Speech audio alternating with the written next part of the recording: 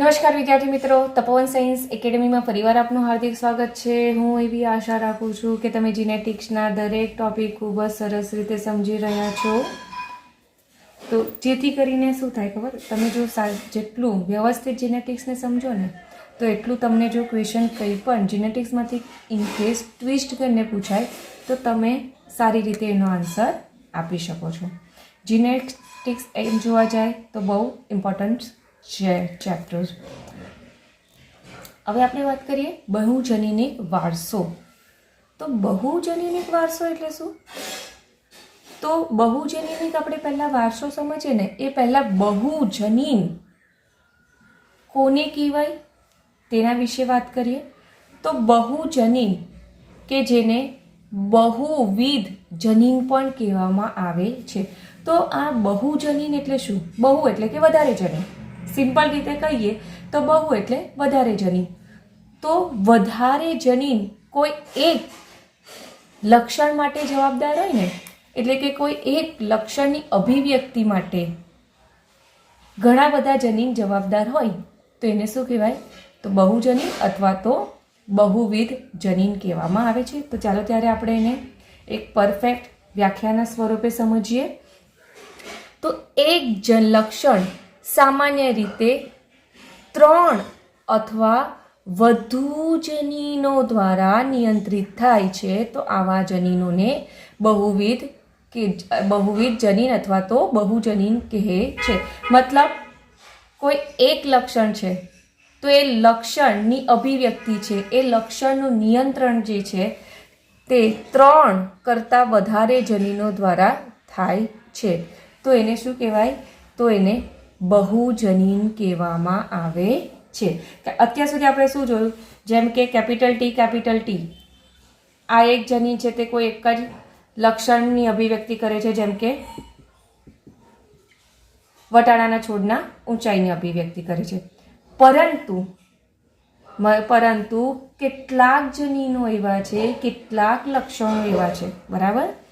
તો કેટલાક લક્ષણો એવા છે કે જેનું નિયંત્રણ 3 કરતાં વધારે જનીનો દ્વારા થાય છે। તો આ જનીનો વડે નિયંત્રિત લક્ષણોને બહુજનીનિક લક્ષણો કહે છે। શું કહે છે? તો બહુજનીનિક લક્ષણો કહે છે। એટલે કે જે 3 કરતાં વધારે જનીનો દ્વારા જે લક્ષણનું નિયંત્રણ થાય છે, જે લક્ષણની અભિવ્યક્તિ થાય છે, તો એ લક્ષણને શું કહેવામાં આવે? તો એ લક્ષણને બહુજનીનિક લક્ષણ કહેવામાં આવે છે। હવે આ જે બહુવિધ જનીનો છે એટલે કે બહુજનીનો છે તે વારસા સાથે તો સંકળાયેલા હોય છે ને, કારણ કે જનીનો એ શું થાય? વારસાગત લક્ષણો માટે જવાબદાર છે। તો સિમ્પલી આપણે એમ કહીએ કે જનીનો છે તે વારસાગત લક્ષણો માટે જવાબદાર છે। પણ ઘણી વાર એવું થાય છે જનીનો છે ને તે વારસા સાથે સંકળાયેલા હોવા ઉપરાંત પર્યાવરણના પ્રભાવની અસર પણ અનુભવે છે। મતલબ કે ઘણી વાર એવું થાય છે કે કોઈ લક્ષણ છે ને તો એ લક્ષણનું નિયંત્રણ બહુવિધ જનીનો દ્વારા થાય છે, સાથે સાથે એ લક્ષણ પર પર્યાવરણની અસર પણ થાય છે। જેમ કે આપણે એક્ઝામ્પલ અહીંયા લઈએ તો મનુષ્યના ચામડીનો રંગ। હવે તમે સમજી જ ગયા છો કે મનુષ્યના જે ચામડીનો રંગ છે તો એ ચામડીનો રંગ એ શું કહેવાય? એક લક્ષણ કહેવાય। તો એ લક્ષણનું નિયંત્રણ 3 કરતાં વધારે જનીનો દ્વારા થાય છે, બરાબર? પ્લસ આપણી જે ચામડી છે તો એ ચામડી પર તમને ખબર જ છે તડકાની અસર થાય છે ને, તો એ શું કહેવાય? પર્યાવરણનો એના પર પ્રભાવ પડે છે। તો આપણે ઘણીવાર વધારે પડતા તડકામાં રહીએ તો આપણી સ્કિન જે છે તે કેવી થઈ જાય છે? ડાર્ક થઈ જાય છે। તો થઈ ને કે જનીનોની સાથે સાથે પર્યાવરણની અસર પણ લક્ષણો પર થાય છે। સેકન્ડ એક્ઝામ્પલ છે બહુવિધ જનીનનું કે માનવમાં શરીરની ઊંચાઈ।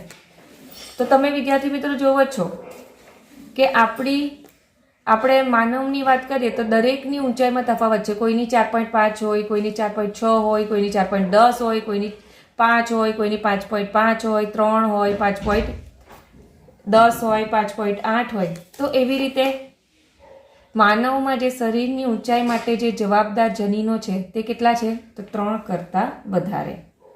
બરાબર ને? તો બહુવિધ જનીનના એક્ઝામ્પલ કેટલા છે? 2. માનવમાં શરીર ઊંચાઈ અને મનુષ્યમાં ચામડીનો રંગ.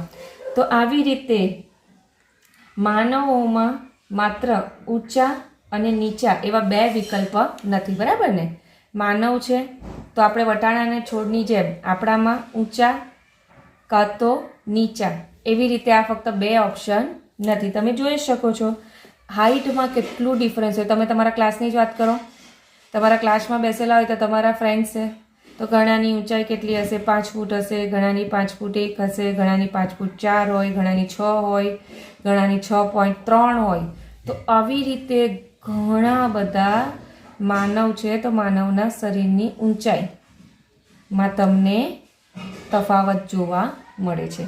તો આવી રીતે બહુવિધ જનીન છે. તો બહુવિધ જનીનનું એક એક્ઝામ્પલ કયું થઈ ગયું? તો માનવમાં શરીરની ઊંચાઈ. તો આ માનવમાં શરીરની ઊંચાઈ એક લક્ષણ થઈ ગયું. તો આ લક્ષણને શું કહેવાય? તો બહુજનીનિક લક્ષણ કહેવામાં આવે છે. તો આવી રીતે માનવોમાં માત્ર ઊંચા કે નીચા એવી રીતે 2 અલગ અલગ વિકલ્પ નથી, પરંતુ આવી રીતે સંભવિત ઊંચાઈની શ્રેણી જોવા મળે છે. ત્યારબાદ આપણે વાત કરીએ તો મનુષ્યમાં ચામડીનો રંગ. તો તમે જોઈ શકો છો કેટલા બધા ચામડીના કલર્સ તમને, એટલે ગોરામાં પણ બહુ ગોરા હોય, થોડા ઓછા ગોરા હોય, મીડિયમ ગોરા હોય, ગૌવર્ણ હોય, કાળા આપણે કહીએ તો કાળા પણ બધા કંઈ એક સરખા હોતા નથી. અલગ અલગ શેડ ચામડીના રંગનો જોવા મળે છે. તો આવી રીતે મનુષ્ય છે તો મનુષ્યમાં સામાન્ય રીતે ચામડીના રંગનું નિયમન જે છે તે 3 જુદા જુદા જનીનો દ્વારા થાય છે. કેટલા? તો માનવ છે તો માનવમાં જે ચામડીના રંગ માટે જે જવાબદાર છે જનીનો કેટલા છે? તો મનુષ્યમાં ચામડીના રંગ માટે જવાબદાર જનીન ટોટલ 3 છે. બરાબર? એટલે કે 3 જુદા જુદા જનીનોની જોડ છે. તો એમ જોવા જાય ને તો ચામડીનો રંગ એ બહુજનીનિક વારસો તો છે, સાથે સાથે આપણે એમ જોવા જાય તો દરેક જનીન, ધારો કે આ દરેક જનીન છે તો દરેક જનીનનું તેના અપૂર્ણ પ્રભાવને લીધે રંગપણાના એકમ તરીકેનું પ્રદાન છે. મતલબ આ જે સેન્ટેન્સ છે તો આ સેન્ટેન્સનો કહેવાનો મતલબ એવું છે કે આમાં પ્રભાવી અને પ્રચ્છન્ન પણ જોવા મળતું નથી.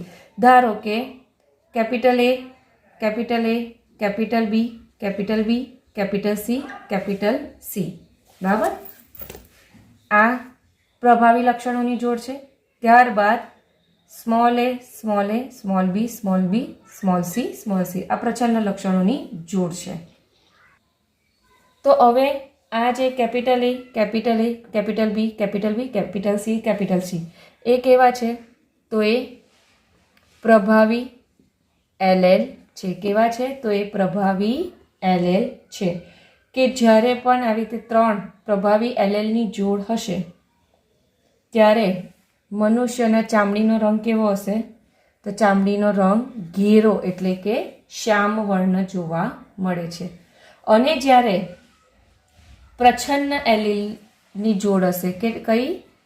તો પ્રચ્છન્ન એલેલની જોડ હોય એટલે કે small a, small a, small b, small b, small c, small c. તો આ 3 જનીનની જોડ છે કે જે મનુષ્યમાં ચામડીના રંગનું નિયંત્રણ કરે છે. તો જ્યારે પણ આવી રીતે પ્રચ્છન્ન જનીનની જોડ હશે તો ત્યારે શું જોવા મળે? તો ત્યારે વ્યક્તિનો ચામડીનો રંગ ઝાંખો એટલે કે ઉજળો એટલે કે સફેદ, આપણે એમ કહીએ ને ગોરો, સિમ્પલી કહીએ તો ગોરા વર્ણના હોય છે. જ્યારે પણ પ્રભાવી એલીલ હશે ત્યારે વ્યક્તિ કેવા હશે? તો ઘેરા એટલે કે શ્યામ વર્ણ ધરાવશે. જ્યારે પ્રચ્છન્ન એલીલ હશે ત્યારે વ્યક્તિ કેવા ઝાંખો એટલે કે ઉજળો એટલે કે ભૂરો વર્ણ ધરાવશે. બરાબર. પણ અહીંયા હવે આપણે આ સેન્ટેન્સ સમજવાનું છે ને, તો આ સેન્ટેન્સ આપણે એ રીતના સમજીશું.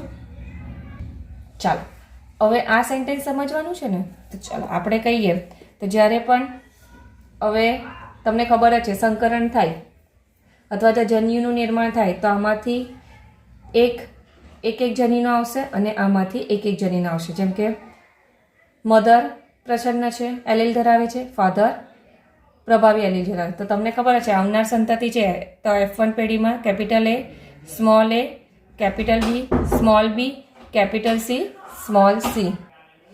હવે જ્યારે પણ તમને આવી રીતે જનીને જોવા મળશે તો તમે સિમ્પલી શું કહેશો કે આવનારી જે સંતાન છે તેને ચામડીનો રંગ ઘેરો હોય છે. પરંતુ અહીંયા કહાનીમાં ટ્વિસ્ટ એટલે શું થાય કે જ્યારે એક પ્રભાવી પ્રચ્છન્ન આવી રીતે જનીને જોડાય ને ત્યારે અહીંયા અપૂર્ણ પ્રભુતાનો નિયમ લાગુ પડશે. અપૂર્ણ પ્રભુતાનો નિયમ એટલે કે જ્યારે પણ 3 પ્રભાવી અને 3 પ્રચ્છન્ન જનીનો પેરમાં જોડાશે ત્યારે તમને વચગાળાનો રંગ જોવા મળશે. વચગાળાનો રંગ એટલે કે ગૌવર્ણ જોવા મળશે. સંતતિ કેવા રંગનું જોવા મળશે? તો સંતતિ જે છે તે ગૌવર્ણના રંગની જોવા મળશે. ના તો એ ઘેરા રંગનું, ના તો એ ગોરો, ના તો કાળો, ના તો ગોરો. કેવા જોવા મળશે? તો ગૌવર્ણ જોવા મળશે. તો આવી રીતે આજે વ્યક્તિની ત્વચા છે તે ઘેરા રંગની થશે કે પછી ગોરા રંગની થશે? તો એનો આધાર આ પ્રભાવી અને પ્રચ્છન્ન એટલે કે આજે જનીન પ્રકારમાં દરેક એલીલની સંખ્યા પર આધાર રાખે છે. તો હવે તમને ખબર પડી ગઈ ને કે આ સેન્ટેન્સ કે દરેક જનીનનું તેના અપૂર્ણ પ્રભાવને લીધે રંગપણાના એકમ તરીકેનું પ્રદાન છે. એટલે કે અહીંયા જ્યારે પણ આવી રીતે પ્રભાવી અને પ્રચ્છન્ન જનીનોની જોડ થઈ જશે ને ત્યારે તો શું થશે? આ જનીન પ્રભાવી તરીકે નીવડશે, આ જનીન પ્રચ્છન્ન તરીકે નીવડશે. બંનેનું પ્રભુત્વ જોવા મળશે નહીં. શું થશે? બંનેનો વચગાળાનું લક્ષણ જોવા મળશે. વચગાળાનું લક્ષણ એટલે કે કેવો મળશે? તો ગૌ વર્ણ જોવા મળશે. થઈ ગયું ને? હવે તમને શું કીધેલું છે? હવે પાછું એક સેન્ટેન્સ સમજવાનું છે કે વ્યક્તિગત ત્વચાના ઘેરા અને ઝાંખા રંગ માટે જનીન પ્રકારમાં દરેક એલેલની સંખ્યા જવાબદાર છે. હવે આ તમને એક સિમ્પલ રીતે સમજાવું. ધારો કે કેપિટલ A, સ્મોલ a, ત્યારબાદ capital B, capital B, capital C, capital C. બરાબર છે? બરાબર. તો હવે અહીંયા શું લખેલું છે? વ્યક્તિગત ત્વચાના ઘેરા કે ઝાંખા રંગ માટે જનીન પ્રકારમાં દરેક એલીલની સંખ્યા જવાબદાર છે. જો તો અહીંયા પ્રભાવી એલીલની સંખ્યા વધારે છે. Capital A, capital B, capital B, capital C, capital C. તો વ્યક્તિ કેવો થશે? તો ઘેરા રંગનો થશે. પણ આ જે capital A, capital B, capital B, capital B, capital C, capital C છે એના કરતાં થોડો ઓછા ઘેરા રંગનો થશે. બરાબર. જ્યારે પણ capital A, small a, capital B, small b, capital C, capital C હશે તો આના કરતાં ઓછા ઘેરા રંગવાળો થશે. બરાબર. જ્યારે પણ capital A, capital small a, capital B, small b, capital C તો કેવો થશે? તો ગૌવર્ણ રંગનો થશે. ત્યારબાદ ઘણીવાર એવું બી જોવા મળે કેપિટલ સ્મોલ a, બરાબર, capital B, small b, small c, તો જો અહીંયા પ્રચ્છન્ન એલીલની સંખ્યા વધારે છે તો કેવો બોર્ડ જોવા મળશે? તો ગોરા રંગનો વ્યક્તિ જોવા મળશે. પરંતુ આના કરતાં ઓછું, કારણ કે એક પ્રભાવી આવી ગયો ને, અહીંયા એક પ્રભાવી જનીન આવી ગયો એટલે આના કરતાં ઓછા ગોરા રંગનો જોવા મળશે. ત્યારબાદ કેપિટલ A, સ્મોલ b, બરાબર, કેપિટલ C, સ્મોલ c હશે તો પણ ગોરા રંગનું તો જોવા મળશે પરંતુ આના કરતાં ઓછા ગોરા રંગનું. કેમ? કારણ કે અહીંયા 2 પ્રભાવી જનીન આવી ગયા. તો આવી રીતે વ્યક્તિગત ત્વચાના જે ઘેરા અને આપણે કહીએ ને ઘેરા અથવા ઝાંખા રંગનું થશે તે જનીન પ્રકારમાં દરેક એલીલની સંખ્યા જવાબદાર છે. એટલે પ્રભાવીની વધારે છે કે પ્રચ્છન્નની વધારે છે? જો પ્રભાવીની વધારે હોય તો કેવો? તો ડાર્ક શેડમાં જોવા મળશે. ડાર્ક શેડ બી તમે જો તો કોઈ બહુ કાળું હોય, કોઈ એનાથી ઓછું કાળું હોય, કોઈ એનાથી ઓછું કાળું હોય. તેવી રીતે એના અલગ અલગ શેડ જોવા મળશે સ્કિનના. તેવી રીતે પ્રચ્છન્ન જનીન છે તો પ્રચ્છન્ન જનીનની સંખ્યા આવી રીતે જોડમાં વધારે હશે તો શું થશે? તો આવી રીતે પ્રચ્છન્ન એલીલની સંખ્યા વધારે હશે તો અલગ અલગ પ્રકારના ગોરા, કોઈ બહુ ગોરું થશે, કોઈ ઓછું, એનથી ઓછું. એટલે કે પ્રભાવી અને પ્રચ્છન્ન એલીલની સંખ્યા પર આધાર રાખે સ્કિન ટોન. બરાબર? તો આવી રીતે બહુજનીનિક જે લક્ષણ છે, બરાબર, આ જે બહુજનીનિક લક્ષણ છે તો લક્ષણમાં જે સ્વરૂપ પ્રકાર છે તો એ દરેક એલેલના સહયોગથી એની અભિવ્યક્તિ થાય છે. બરાબર? પ્રભાવી કે પ્રચ્છન્ન એલીલની સંખ્યાને આધારે જે તે સ્વરૂપ પ્રકાર એટલે કે લક્ષણની અભિવ્યક્તિ થાય છે. તો અહીંયા તમારો બહુજનીનિક વારસાનો ટોપિક પૂરો થયો. સિમ્પલ યાદ રાખવાનું, બહુજનીનિક વારસો એટલે કે કોઈ પણ એક લક્ષણ માટે 3 કરતાં વધારે જનીનો જવાબદાર હોય લક્ષણની.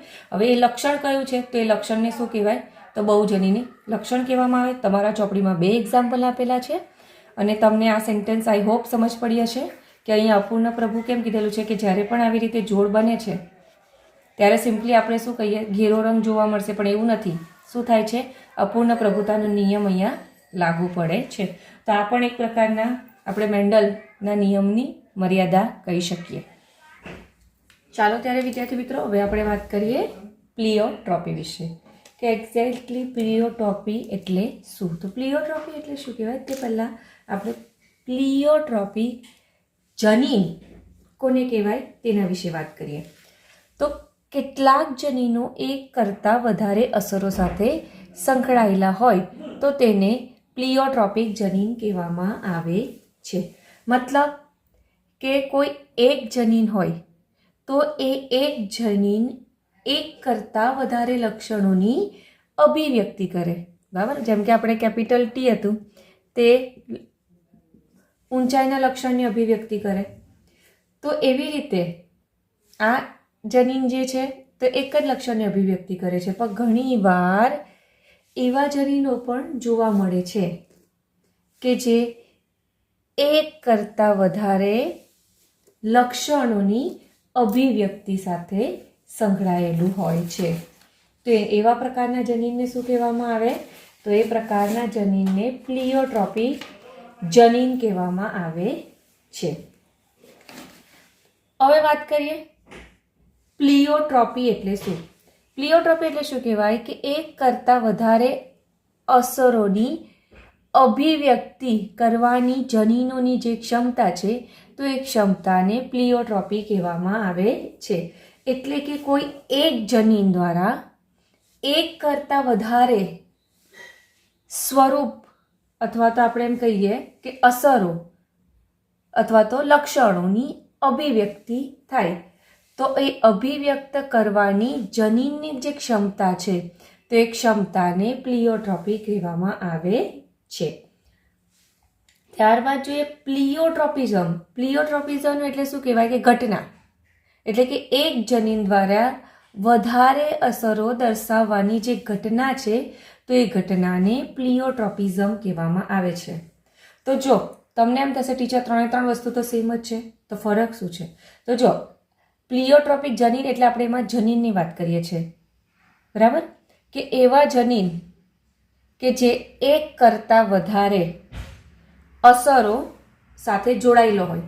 તો એક કરતાં વધારે અસર સાથે જોડાયેલો હોય તો એને શું કહેવાય? તો એને પ્લિયોટ્રોપિક જનીન કહેવામાં આવે છે. બરાબર? હવે પ્લિયોટ્રોપી એટલે શું કહેવાય કે જનીન કે જેના દ્વારા એક કરતાં વધારે લક્ષણોની અભિવ્યક્તિ થાય, સ્વરૂપોની અભિવ્યક્તિ થાય.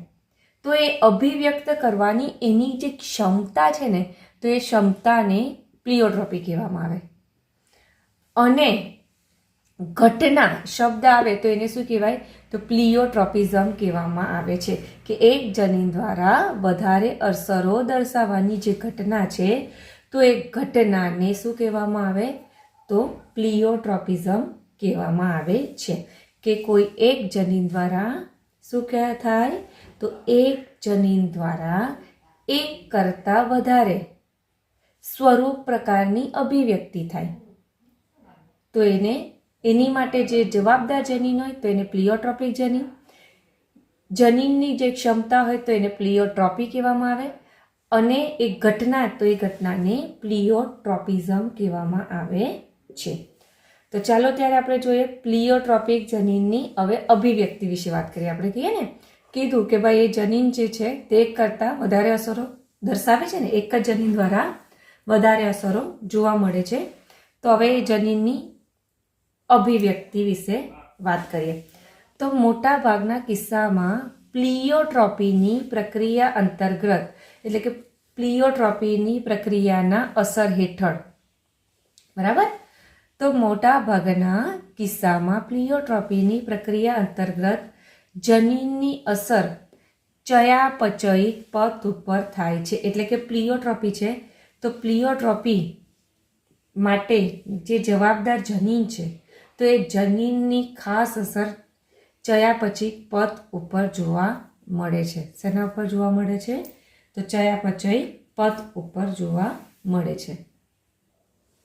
આ પથ વિવિધ સ્વરૂપ પ્રકારો તરફ દોરી જાય છે. એટલે કે ચયાપચયિક પથ છે તો જો ઇનકેસ ચયાપચયિક પથમાં કંઈ પણ ખામી આવી તો એના લીધે આપણને શું થાય તો એ પથ એટલે કે ચયાપચયિક પથ વિવિધ સ્વરૂપ પ્રકારો તરફ દોરી જાય છે. તો આને આપણે એક્ઝામ્પલ દ્વારા જ સમજીએ કે આ જે પથ છે તે કેવી રીતે વિવિધ સ્વરૂપ પ્રકારો તરફ દોરી જાય છે. તો તમારા ચોપડીમાં એક્ઝામ્પલ આપેલું છે પ્લિયોટ્રોપીનું ફિનાઇલ કીટોન્યુરિયા રોગ. કયું એક્ઝામ્પલ આપેલું છે તો ફિનાઇલ કીટોન્યુરિયા રોગ. તો ફિનાઇલ કીટોન્યુરિયા રોગ જે છે તેને શોર્ટકટમાં તમે PKU લખી શકો. શું લખી શકો PKU કીટોન્યુરિયા રોગ. માનવમાં આ રોગ થવાનું કારણ એ છે કે ફિનાઇલ એલેનિન હાઇડ્રોક્સિલેઝ ઉત્સેચક માટે સંકેતન કરતા જનીનની વિકૃતિ છે. મતલબ તો માનવ છે તો માનવમાં આ ફિનાઇલ કીટોન્યુરિયા રોગ કેમ થાય છે કારણ કે ફિનાઇલ એલેનિન હાઇડ્રોક્સિલેઝ ઉત્સેચક બનાવવા માટે જે જવાબદાર જનીન છે તો એ જવાબદાર જનીનમાં શું થશે તો એક વિકૃતિ આવે છે. એટલે કે તમને એમ થાય કે વિકૃતિ આવે એટલે શું થાય તો શું થશે કે આ ફિનાઇલ એલેનિન જે હાઇડ્રોક્સિલેઝ ઉત્સેચકની ગેરહાજરી હોય ને બને નહીં એટલે ફિનાઇલ એલેનિન હાઇડ્રોક્સિલેઝની ગેરહાજરી સર્જાય. તો આ ફિનાઇલ એલેનિન હાઇડ્રોક્સી જે છે તો એ હાઇડ્રોક્સિલેઝ ઉત્સેચકની ગેરહાજરીના લીધે જે આપણા જે ખોરાક છે તો ખોરાકમાં રહેલો જે ફિનાઇલ એલેનિન છે તે ફિનાઇલ એલેનિનનું પાચન નહીં થશે. ફિનાઇલ એલેનિનનું પાચન નહીં થાય તેના લીધે શું થશે એ ટાયરોસિનમાં ફેરવાશે નહીં. ધ્યાન રાખજો આ જે ફિનાઇલ એલેનિન છે તો ફિનાઇલ એલેનિનનું શું થાય આ ફિનાઇલ એલેનિન હાઇડ્રોક્સિલેઝ ઉત્સેચકની ગેરહાજરીના લીધે શું થશે એ ટાયરોસિનમાં ફેરવાશે નહીં. યાદ રાખજો આ ફિનાઇલ એલેનિન હાઇડ્રોક્સિલની ગેરહાજરી છે તો એ ગેરહાજરીના લીધે ફિનાઇલ એલેનિનનું પાચન નહીં થશે અને એનું પાચન નહીં થાય એટલે ટાયરોસિનમાં રૂપાંતર થશે નહીં. અને જો એ ટાયરોસિનમાં રૂપાંતર ન થાય તો એના લીધે ઘણી અસરો જોવા મળે છે. તો કઈ અસરો જોવા મળે છે? તો એના લીધે પહેલી અસરની વાત કરીએ તો માનસિક મંદતા જોવા મળે છે. શું જોવા મળે છે? તો પહેલી અસરની વાત કરીએ તો માનસિક મંદતા જોવા મળે છે. ત્યારબાદ બીજી અસરની વાત કરીએ તો વાળ તથા ત્વચાના રંજક કણોમાં ઘટાડો થાય. તો હવે વાળ અને ત્વચામાં જે રંજક કણો રહેલા છે તો એ રંજક કણોમાં ઘટાડો થાય. પરિણામે એ સ્કિન છે તો સ્કિનમાં શું થાય છે? વ્હાઇટ સ્પોટ, જેને આપણે કહીએ છીએ કોર, તો કોર જોવા મળે છે. તો આને શું કહેવાય? પ્લિયોટ્રોપી. આને શું કહેવાય? તો પ્લિયોટ્રોપી, કે એક જનીન છે કે જે આવી રીતે એક કરતાં વધારે અસરો દર્શાવે છે. તો પી જનીન, કયો જનીન છે? ફિનાઇલ ક્યુટોન્યુરિયા પરથી યાદ રાખવાનું, પી જનીન, બરાબર. તો આ પી જનીન છે કે જેના લીધે એક કરતાં વધારે અસરો જોવા મળે છે. કઈ વધારે અસરો? માનસિક મંદતા તથા વાળ તથા ત્વચાના રંજક કણોમાં ઘટાડો થાય. તેમજ આ જે ફિનાઇલ એલેનિનનું પાચન નહીં થાય એટલે શું થાય? વધારાનો જે ફિનાઇલ એલેનિન છે તે મૂત્ર દ્વારા ઉત્સર્જિત થાય છે. શેના દ્વારા? તો મૂત્ર દ્વારા ઉત્સર્જિત થાય છે. તો અહીંયા તમારો પ્લિયોટ્રોપીનો ટોપિક પૂરો થાય છે.